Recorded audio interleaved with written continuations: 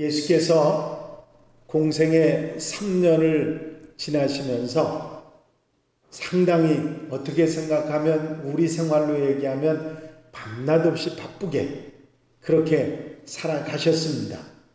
예수님이 하신 사역을 우리가 흔히 말하기를 3대 사역이라 그렇게 말합니다. 하나는 하나님의 말씀을 가르치신 사역이 하나이고, 두 번째는 복음을 전하신 것이 두 번째 사역이고, 세 번째는 사람들의 질병이나 아픔을 고민을 고쳐주신 것이 세 번째 사역입니다. 그런데 이렇게 가르치시고 전파하시고 치유하시고 하는 이런 일들을 하셨지만 그 바쁜 일과 가운데서도 그렇게 밤낮 없이 애쓰시는 가운데서도 주님께서 늘 잊지 않으시고 그 모든 생활에 우선하시던 것이 있습니다. 그게 바로 기도입니다. 아무리 바쁘셔도 기도하는 건 거르지 않으셨고, 아무리 힘드셔도 기도를 쉬는 법이 없는 것이 우리 주님의 모습이었습니다. 당신께서 3년 동안 그렇게 사역을 잘 감당하실 수 있었던, 하나님의 일을 그렇게 감당하실 수 있었던 그 힘든 십자가의 사역도 감당하실 수 있었던 이유, 그것은 바로 주님의 기도였던 것입니다. 오늘 저와 여러분들이 함께 읽으신 본문 말씀은 예수께서 새벽에 모든 일을 시작하시기 전에 먼저 기도하시던 모습을 우리에게 전해주고 있습니다. 피곤하고 힘드셔도, 아무리 바쁘게 다니셨어도 언제나 기도의 모습은 변하지 않는 분이 우리 주님이셨습니다. 기도의 습관을 가지셨을 뿐만 아니라 일부러 시간을 내서 다른 것은 다 뒤로 미루시면서도 기도를 우선하셨던 우리 주님이십니다. 그리고 가르치시던 제자들에게도 기도를 계속해서 가르쳐 주셨습니다.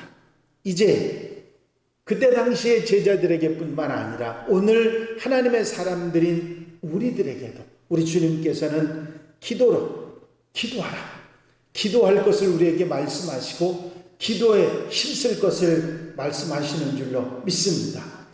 누가복음 21장 36절에 보면 이러므로 너희는 장차 올 이 모든 일을 능히 피하고 인자 앞에 서도록 항상 기도하며 깨어있으라 하시니라.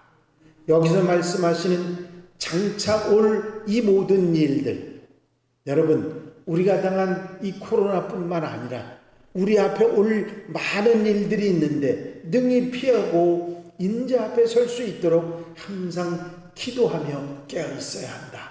주님께서 말씀하신 말씀입니다. 이르시되 어찌하여 자느냐, 시험에 들지 않게 일어나 기도하라 하시니라. 나는 너희에게 이르노니 너희 원수를 사랑하며 너희를 핍박하는 자를 위하여 기도하라. 너는 기도할 때에 내 골방에 들어가 문을 닫고 은밀한 중에 계신 내 아버지께 기도하라. 은밀한 중에 보시는 내 아버지께서 갚으시리라. 너희를 저주하는 자를 위하여 축복하며 너희를 모욕하는 자를 위하여 기도하라. 예수님뿐만이 아닙니다. 주님의 사역을 감당했던 예수님의 제자들도, 사도 바울도, 사도들도 모두 위대한 신앙의 인물들 전부가 기도하며 살아야 한다는 말씀을 우리에게 꾸준하게 하셨습니다. 기도를 항상 힘쓰고 기도에 감사함으로 깨어있으라. 너희 중에 고난당하는 자가 있느냐? 저는 기도할 것이요. 즐거워하는 자가 있느냐? 저는 찬송할지라. 만물의 마지막에 가까워왔으니 그러므로 너희는 정신을 차리고 근신하여 기도하라. 여러분, 기도는 우리의 삶에 있어서 절대로 뒤로 미루어야 할 일들이 아니고 가장 우선순위 앞에 두어야 할 그런 일임을 우리는 분명히 알아야 합니다. 여러분들이 잘 아신 솔로몬 왕은 기도를 통해서 나라를 잘 다스릴 수 있는 지혜를 받았을 뿐만 아니라 정말 아름다운 축복도 누리고 살았습니다. 모세는 기도를 통해서 하나님의 능력으로 홍해를 가르고 반석에서 샘물이 솟아나게 했을 뿐만 아니라 꿈과 소망의 땅 가나안 땅에 이스라엘 백성들을 인도하는 사명을 잘 감당할 수 있었습니다. 그가 그렇게 그 귀한 위대한 사명을 감당할 수 있었던 것은 그가 기도하는 사람이었기 때문입니다. 야곱은 기도를 통해서 자기의 인생의 모든 문제를 해결하고 새로운 인생을 출발해 살아가게 됩니다. 삼손은 기도를 통해 자기 죄를 회개하고 마지막으로 큰 힘을 얻어 원수를 갚는 능력을 얻게 됩니다. 엘리야의 기도로 3년 6개월 동안이나 비가 내리지 않던 땅에 단비가 내리게 됐고, 암담한 이스라엘의 고통 속에서 드린 에스겔 선지자의 기도는 이스라엘이 회복되는 에스겔 골짜기의 환상을 볼 수 있도록 하셨던 것입니다. 베드로는 기도를 통해서 죽은 다비다 도르가를 살렸고, 바울은 기도를 통해서 놀라운 병자들을 고쳤을 뿐만 아니라 죽은 유두고를 살리는 기적도 나타냈습니다. 오순절날 기도에 힘쓰던 제자들이 성령을 받았고 능력 있는 전도자들이 되었습니다. 여러분, 기도해야 합니다. 오늘날도 절대로 예외가 아닙니다. 수많은 성도들이 기도를 통해서 축복의 삶, 응답의 삶을 살아가고 있기 때문입니다. 오늘 이 세계에 힘든 일이 많으면 많을수록 기도가 늘어가야 하고, 우리가 당하기 어려운 일들이 오면 올수록 기도하는 성도들이 늘어야 될 줄로 믿습니다. 많은 성도들이 기도하고 있고 기도의 삶을 통해서 하나님의 응답을 받고 은혜 속에 살아가고 있는 것입니다. 여러분, 기도하라고 하는 예수님의 말씀은 바로 우리를 위해 주신 말씀인 줄로 믿으시기 바랍니다. 기도는 의무나 사명이 아니라 축복이요 감사의 조건인 것입니다. 기도하며 사는 것은 우리 모든 성도들에게 그 어떤 것보다도 우선되는 중요한 일인 것입니다. 그런데 많은 성도들이 기도해야 되는 줄을 알면서도 기도하지 않는 그런 모습들을 보고 기도를 뒤로 미루는 그런 일들을 우리는 흔히 보며, 나도 그런 모습이었던 것을 우리는 잘 압니다. 기도의 삶이 얼마나 소중하고 우리에게 중요한 것인지를 알면서도 뒤로 미루는 것입니다. 여러분, 사탄 마귀는 어떻게 해서든지 우리의 기도를 막으려고 합니다. 왜? 기도하면 사니까요. 기도하면 감당할 수 있으니까, 자기에게 넘어오지 않으니까 어떻게 해서든지 기도를 막으려고 합니다. 그래서 우리는 기도해야 합니다. 기도가 막히면 모든 것이 막히게 돼 있습니다. 이런 저런 일로 해서 기도를 미루던 성도님들이 있다면 이제 이 가을에 기도를 시작하는 여러분들이 되시기를 바랍니다. 기도는 우리의 삶을 변화시키고 새 힘을 얻게 하고 은사를 받게 할 수 있습니다. 또한 기도는 우리로 하여금 힘 잃은 우리들에게 성령 충만한 삶을 살아가게 하는 것입니다. 오늘 이제 새롭게 기도의 삶을 시작하는 이 말씀을 듣고 기도를 출발하는 한양가족들 온 성도들이 되시기를 바랍니다. 기도는 우리의 삶을 좀 더 앞장서서 나아가게 하고 변화시키고 응답과 은혜의 삶으로, 축복의 삶으로 인도해 주실 줄로 믿습니다. 목사님, 그런데 기도할 시간이 없어요. 혹시 그렇게 생각하시는 분들이 있으십니까? 우리가 언제 기도해야 될까요? 때로는 너무 바빠서 기도할 수 없을 때도 있을 것입니다. 너무 피곤해서 기도하기 어려울 때도 있을 것입니다. 때로는 너무 고통스러우면 기도하기도 싫어지는 그런 경우도 있는 것입니다. 여러분, 우리가 어떤 때 우리가 기도해야 되는지 우리는 우리 주님께서, 우리 예수님께서 언제 기도하셨는가 하는 것을 생각해 보면 자연스럽게 우리가 언제 기도해야 되는가, 기도할 때가 언제인가를 알 수가 있을 것입니다. 가장 먼저 우리 주님 예수님께서는 중요한 일을 시작할 때 기도하셨습니다. 에이, 목사님, 우리도 중요한 일을 시작할 때는 기도해요. 그런데 늘 그러신가요? 아니에요. 어떤 때는 하고 어떤 때는 안 합니다. 여러분, 기도는 해도 좋고 안 해도 좋은 게 아니라 항상 해야 되는 것이고 무슨 일이든지 기도해야 되는 줄로 믿습니다. 예수님의 생애는 둘로 나뉩니다. 30세까지는 평범한 목수의 아들로 나사렛에서 사셨습니다. 그리고 30세부터 33세까지는 3년 동안 공생애를 사시다가 십자가에서 죽으시고 부활하셨습니다. 성경 말씀에 보면 예수님께서 공생애를 맨 처음 시작하실 때 성령에 이끌려 기도하셨다, 그렇게 기록되고 있습니다. 인류를 구원하시고 천국 복음을 전하시는 중차대한 일을 시작하기 전에 먼저 기도하셨다, 그런 말씀이지요. 그리고 12 제자를 부르실 때도 기도하시고 제자들을 부르십니다. 골고다에서 십자가를 지시기 전에 첫날 밤에도 겟세마네 동산에서 땀방울이 핏방울처럼 되도록 간절히 기도하셨습니다. 여기서는 우리는 언제 기도해야 되는지를 발견할 수 있습니다. 우리가 어떤 일을 시작할 때, 중요한 일을 계획할 때, 새로운 출발을 하기 전에 기도해야 된다 하는 것입니다. 왜냐하면 중요한 일을 시작하기 전에 먼저 이 문제를 놓고 하나님께 말씀드리고 의논하고 허락과 도우심을 구해야 되기 때문입니다. 여러분, 우리가 중요한 일이 있으면 그냥 내가 결정하는 게 아니라 더불어 의논하지 않습니까? 부모님하고 또 아내하고 남편하고 친구와 전문가와도 상담도 하게 됩니다.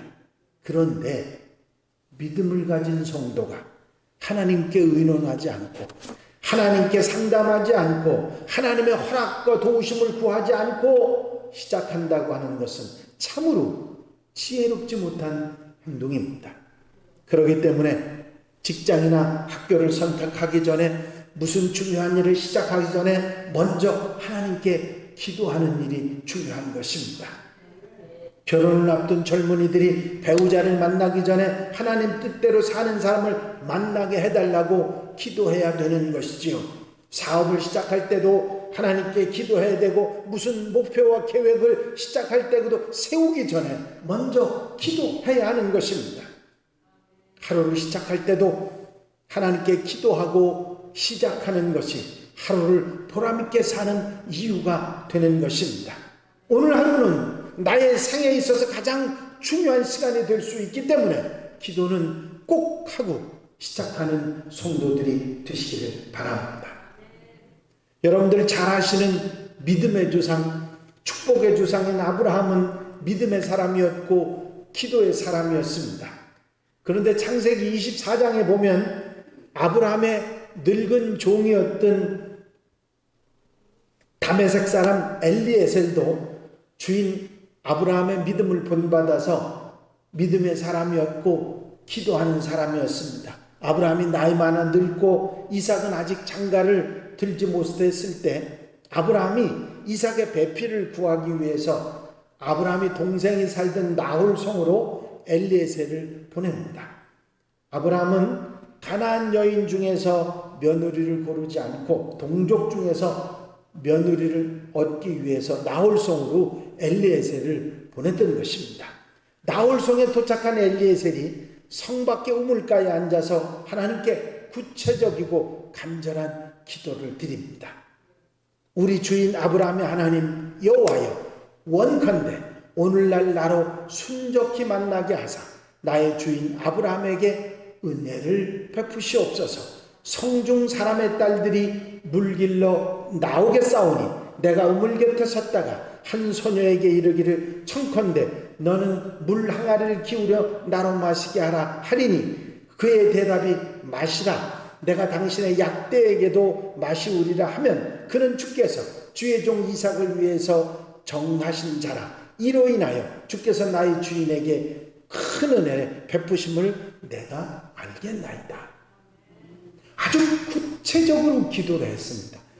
물 길러 나오는 처녀가 있으면 내가 물을 달라고 하면 그 처녀가 내게만 물을 줄 것이 아니라 약대에게도 물을 주면 그 처녀가 하나님께서 응답하신 처녀인 줄 알고 이삭의 아내로, 내 주인의 아내로 삼도록 하겠습니다. 그런 얘기입니다. 아마 여러분들이 들을 때 당연히 그럴 수 있지. 목마른 사람이 물 달라고 하면 물 주고 그 같이 온 짐승들에게 물을 나눠줄 수도 있는 거지. 그걸 가지고 사삼스럽게 생각하느냐고 혹시 그렇게 생각하시는지 모르겠는데요.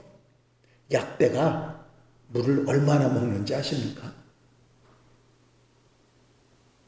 2톤을 먹는데요. 그러면 이 처녀아이가 그냥 목을 축이는 정도만 약대에게 물을 줬다고 하면 그냥 한 바가지 줬겠습니까? 약대가 한 바가지가 좀 만족을 했겠어요? 적어도 한 동이 두 동이는 줘야 되지 않겠습니까? 그러니까 계속 폈다고 생각해 보세요. 그 장난이 아닌 얘기입니다. 그런데 이 처녀가 물항아리에 머리를 이고 우물로 왔고 엘리에셀은 물 한 모금만 달라고 했는데 처녀는 엘리에셀에게 물을 줬을 뿐만 아니라 타고 온 낙타에게도 물을 먹였습니다. 결국 이 처녀 리브가가 이삭의 아내가 됩니다. 여러분, 구체적이고 믿음의 기도는 응답을 받았고 놀라운 축복의 조상이 되게 했던 것입니다.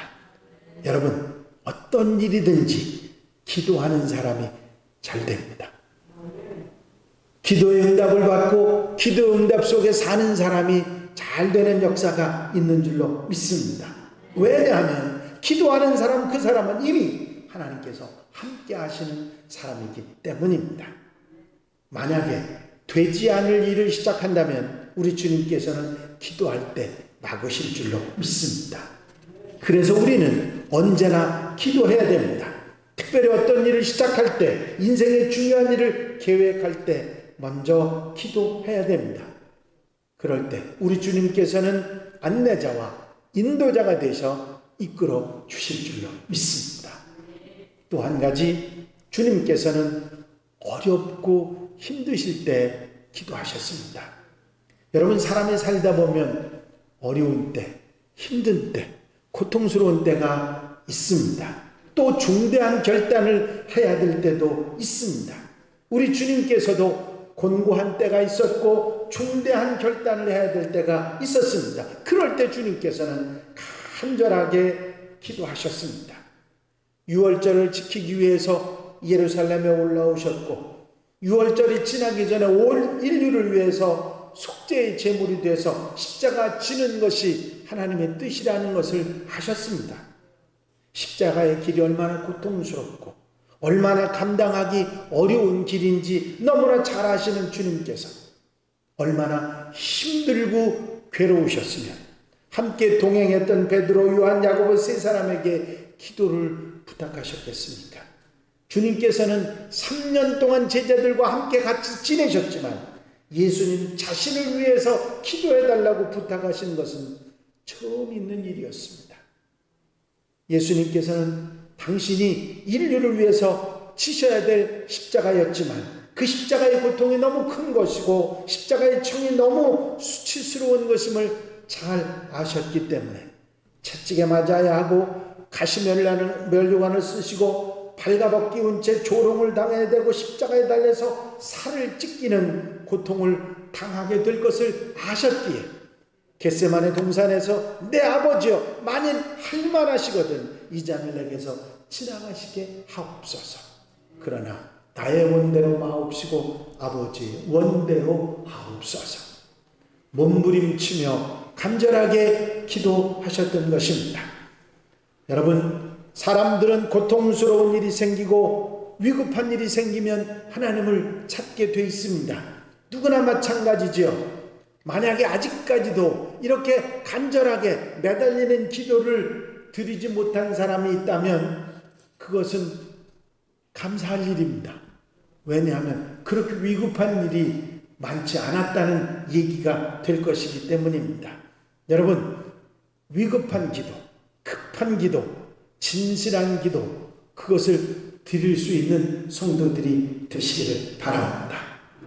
여러분, 윤하영 목사님이라는 목사님이 북한도 훈춘 지방에서 전도할 때 갑바위라고 하는 고개에서 강도를 만나게 됩니다.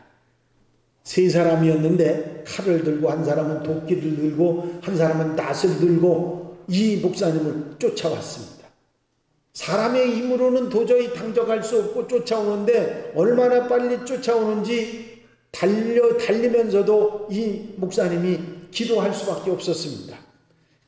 간절히 기도하면서 도망치는데 기도가 하나님 앞에 상달됐는지 맞은편 아래에서, 아무도 없던 맞은편 아래에서 10여 명의 장정들이 그리로 올라오고 있었다고 합니다.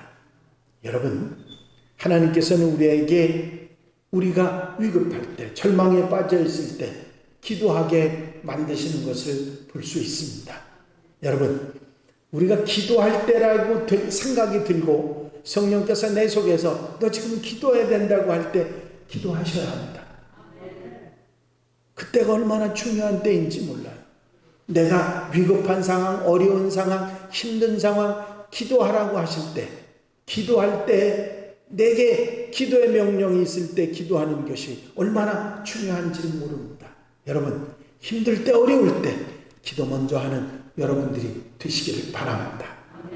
다 힘들어지고 기진맥진해서 더 이상 아무것도 할 수 없을 때 그때 기도 시작하지 말고, 힘든 일이 왔을 때 그때 바로 즉시 기도 시작하는 여러분들이 되시기를 바랍니다.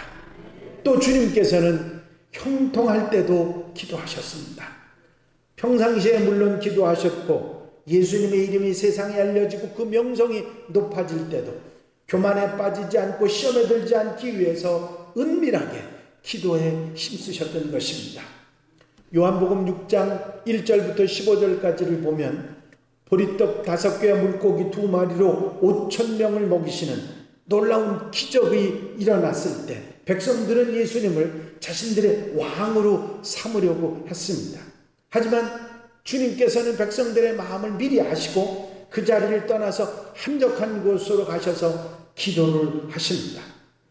또 누가복음 5장 12절부터 16절까지에도 보면 한 동리에서 한 세시병자를 고쳐주시는 얘기가 나옵니다.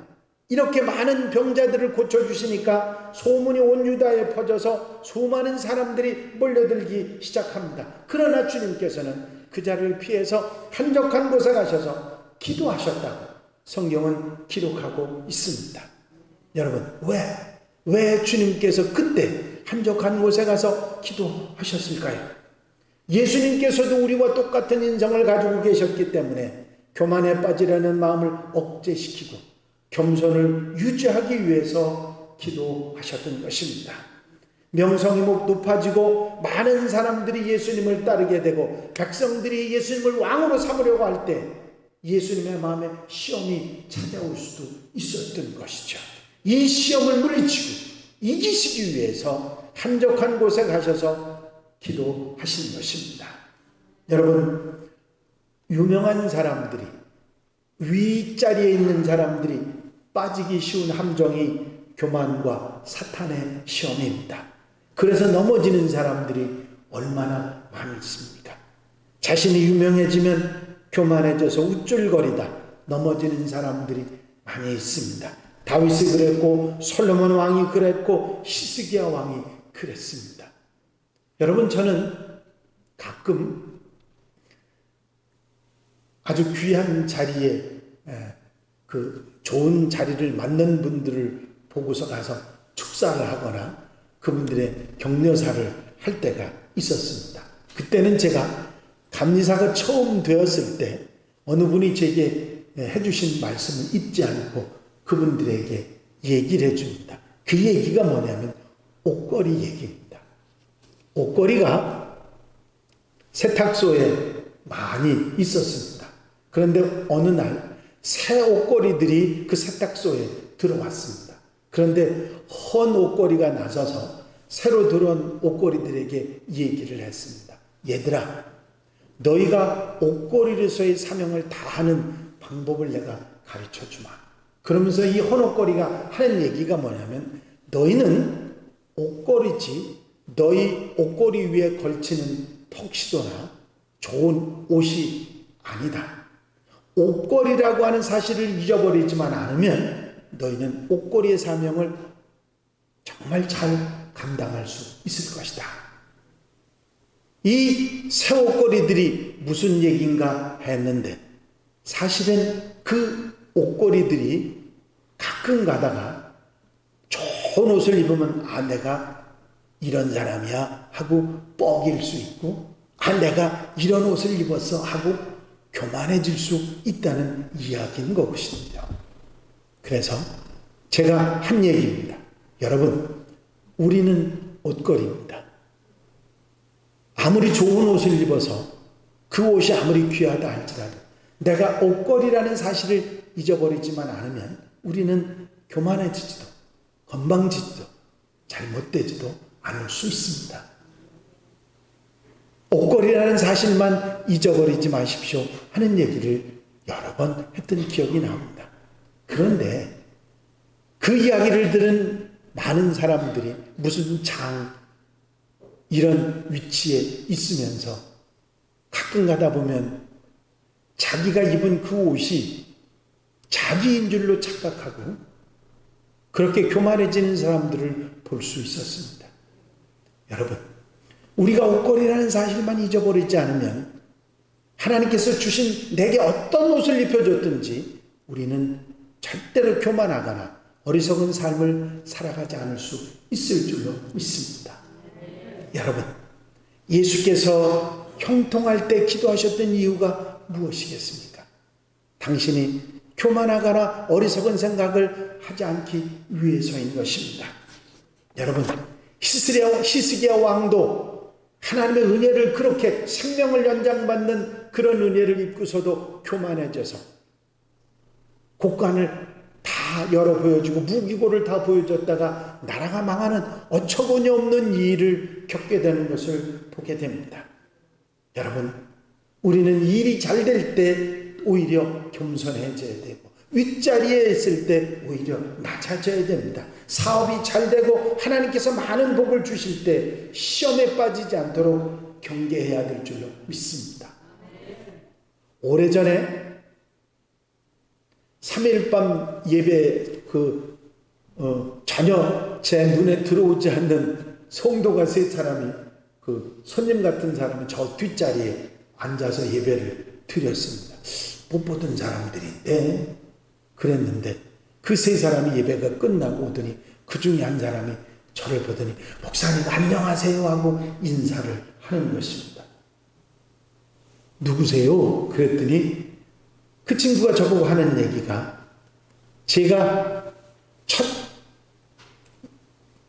전도사로 가서 일을 했던 그 초임지에 그때 중학생이었다는 것입니다. 중학생이었는데 학교를 졸업하고 이런 일 저런 일 많이 사업도 하고 돈도 잘 벌고 이러다가 이제 모두 다 내려놓고 새롭게 신앙생활을 시작했는데 문득 목사님이 보고 싶어졌습니다. 왜냐하면 그 중학교 때 자기가 영향을 받은 목사님이었기 때문에 목사님 한번 보고 싶어서 목사님 찾아왔습니다. 그러면서 이 얘기를 하는 거예요. 그래서 제가 이렇게 물끄러미 쳐다보면서 그래, 그리고 그렇게 인생을 살아보니까 뭐가 깨달아졌느냐고 제가 물어봤습니다. 근데 그 친구가 하는 얘기가 목사님, 하나님의 축복은 많이 가진 것이 아니라 나누는 것임을 알았습니다. 귀하게 쓰지 못하고 나누지 못하는 재물은 복이 아니었습니다. 야, 그걸 깨달았느냐고. 제가 그러면서 잘 됐다고, 이제 나누면서 살아가는 사람이 되라고 그리고 보냈던 기억이 납니다. 여러분, 우리가 가져도 가진 것을 가졌다고 생각하지 않고 나누는 사람이 되는 사람은 어떤 사람이냐? 기도하는 사람입니다. 자기가 옷걸이인 줄 아는 사람입니다. 그 사람이 바른 삶을 살아갈 수가 있는 것입니다. 여러분, 히스기야는 자신이 잘나서 전쟁에 이긴 줄 알았습니다. 히스기야는 자기가 선을 행하고 믿음으로 살아서 병에서 치료받은 줄 알았습니다. 그는 하나님의 은혜를 잊어버리고 교만해졌습니다. 그래서 나라가 망하는 어처구니 없는 일을 겪고 말게 됩니다. 여러분, 우리 중에 히스기야가 있어서는 안 됩니다. 내가 하는 일이 잘 되게 되면 내가 잘해서가 아니라 하나님의 은혜인 줄을 깨달아야 될 줄로 믿습니다. 그렇습니다. 기도할 때는 내가 잘 될 때도 기도해야 됩니다. 교만해지지 않고 어리석은 삶을 살아가지 않기 위해서 우리는 항상 기도하는 사람이 되어야 합니다. 위대한 지도자였던 링컨 대통령이 되고서도 하루도 빠지지 않고 기도를 하니까 비서가, 아니 대통령님 그렇게 기도하셔서 대통령이 되셨는데 또 그렇게 기도가 필요하시냐고 물었습니다.